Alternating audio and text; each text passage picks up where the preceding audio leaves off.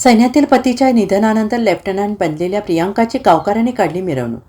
कोल्हापूरच्या तारदाळ गावातील प्रियांका निलेश खोत यांनी जिद्दीच्या जोरावर भारतीय सैन्यात लेफ्टनंट पद मिळवलंय।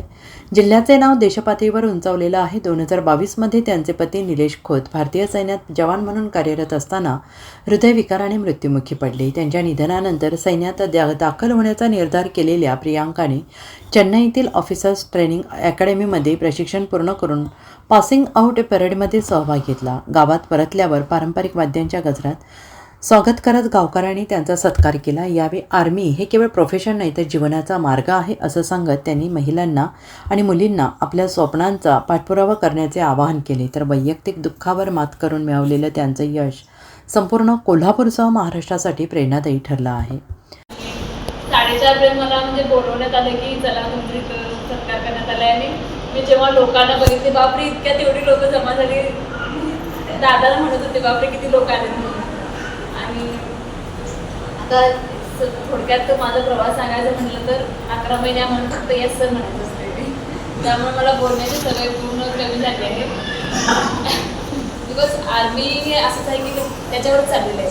जेव्हा युद्धाचं काळ होते त्यावेळेला कुणाला आपल्याला एक्सक्यूज देता येत नाही, मला इकडं जायचं तिकडं जायचं, आम्हाला फक्त येस सर म्हणायचं असते आणि तिथं उपस्थित राहायचं असते। त्यामुळं ट्रेनिंग ही त्याच्यासाठीच होती। त्यामध्ये आम्हाला वेगवेगळ्या वेपन तर सगळ्याच ज्या बेसिक गोष्टी एका व्यक्तीला माहीत असायला त्या सगळ्या गोष्टीची आम्हाला त्या गोष्टीसाठी ट्रेन करण्यात आलं। मग ते कसं बोलायचं असते, कसं बसायचं असते, जेवायचं, खाण्याचं, याच्यापासून ते बंदूक वगैरे कसं हाताळायचे, ग्रेनेड वगैरे कसे फेकायचे, दुश्मनाचा हल्ला वेगवेगळ्या पद्धतीने कसं सगळ्या त्या गोष्टीपर्यंत सगळ्याला आम्हाला बेसिक सगळी गोष्टी।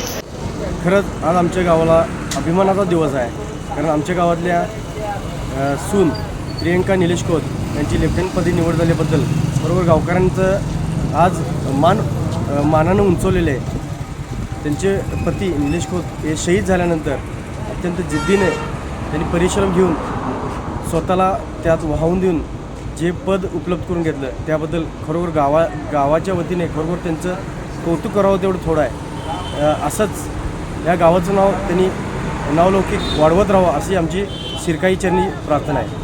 Bureau report SBN Marathi Kolhapur.